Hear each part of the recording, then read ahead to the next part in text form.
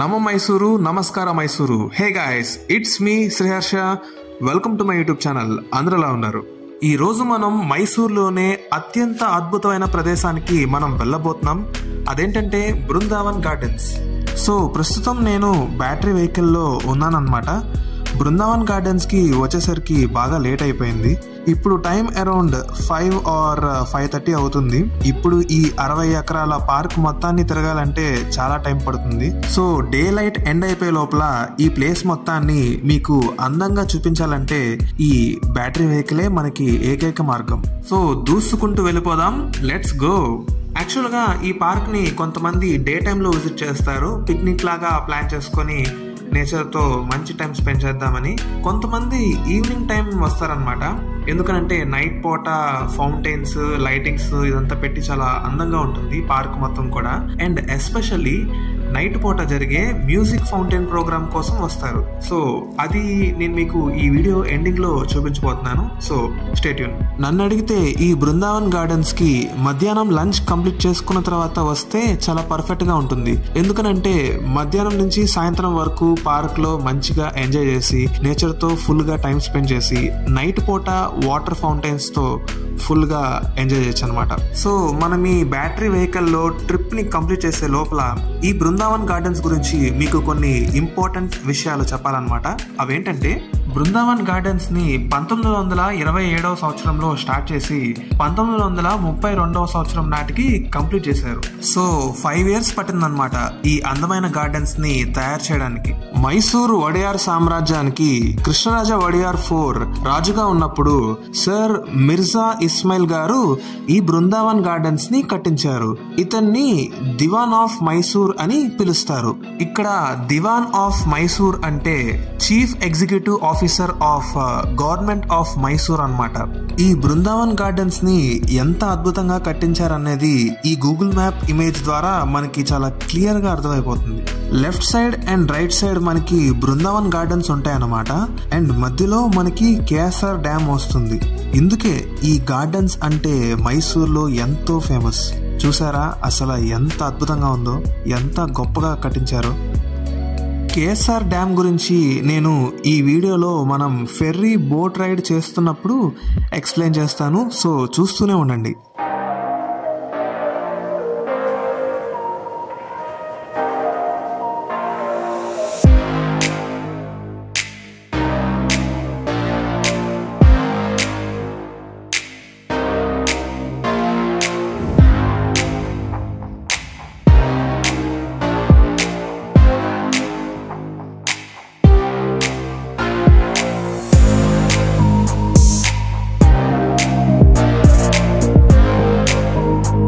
So చూస్తున్నారు కదా ఈ అందమైన గార్డెన్ ఎంత అద్భుతంగా ఉందో.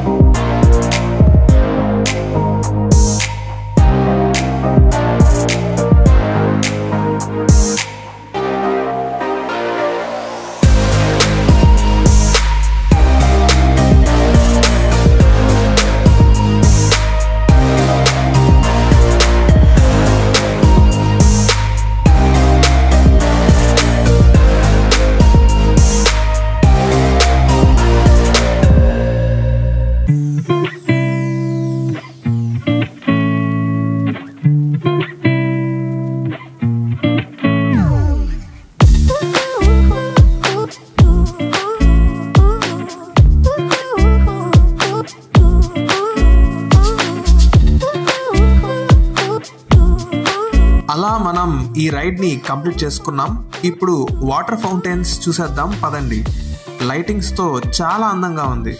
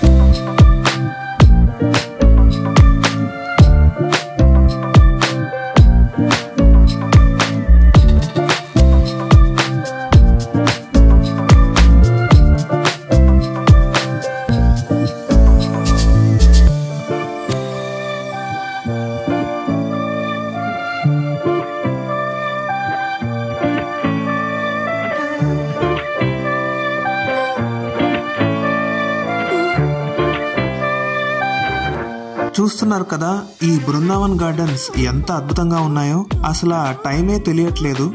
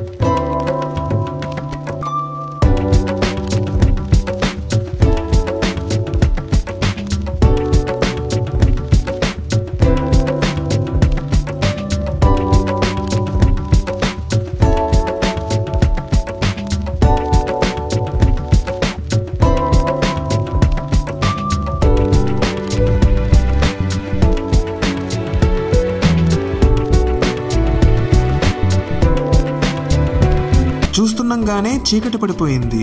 ఇప్పుడు మనం ఫెర్రీ బోట్ లో కేఎస్ఆర్ డ్యామ్ ఎదురుగుండా కావేరీ నదిని దాటుతూ మ్యూజిక్ ఫౌంటైన్ షోకి వెళ్ళిపోవాలి. అసలుకే మనం చాలా లేట్ అయిపోయాం. సో ఇంకా పరిగెత్తాల్సిందే.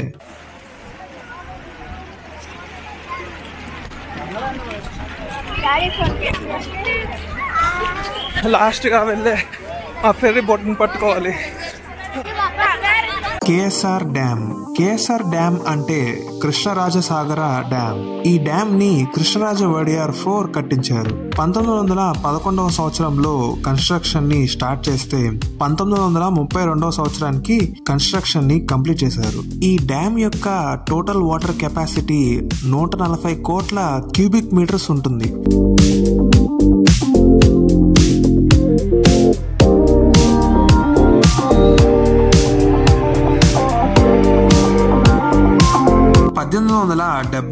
సంవత్సరంలో మైసూర్కి అండ్ మాండ్యా డిస్ట్రిక్ట్ కి కరువు వచ్చినప్పుడు పంట పొలాలకి కావేరీ నది యొక్క నీరు అవసరం కాబట్టి కృష్ణరాజ వడియార్ 4 ఈ డ్యామ్ ని కట్టించారు. అండ్ ఈ డ్యామ్ యొక్క ఎత్తు 131 అడుగుల ఎత్తులో ఉంటుంది. ఈ డ్యామ్ యొక్క వెడల్పు 8600 అడుగులు ఉంటుంది. ఇంత అద్భుతమైన డ్యామ్ ని డిజైన్ చేసింది ఎం విశ్వేశ్వరయ్య గారు. ఎం విశ్వేశ్వరయ్య గారి గుర్తుగా ప్రతి సంవత్సరం 15th సెప్టెంబర్న మనందరం ఇంజనీర్స్ డేని ఎంతో ఘనంగా సెలబ్రేట్ చేసుకుంటాం.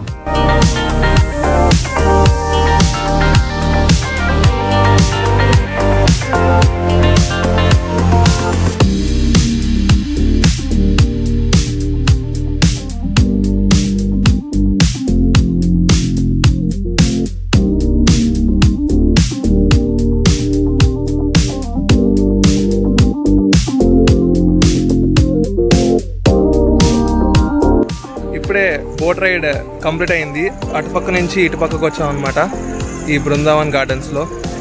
రైడ్ అయితే చాలా అంటే చాలా బాగుంది, సూపర్ అసలు. ఫెర్రీలో అటు నుంచి ఇటు వచ్చామన్నమాట.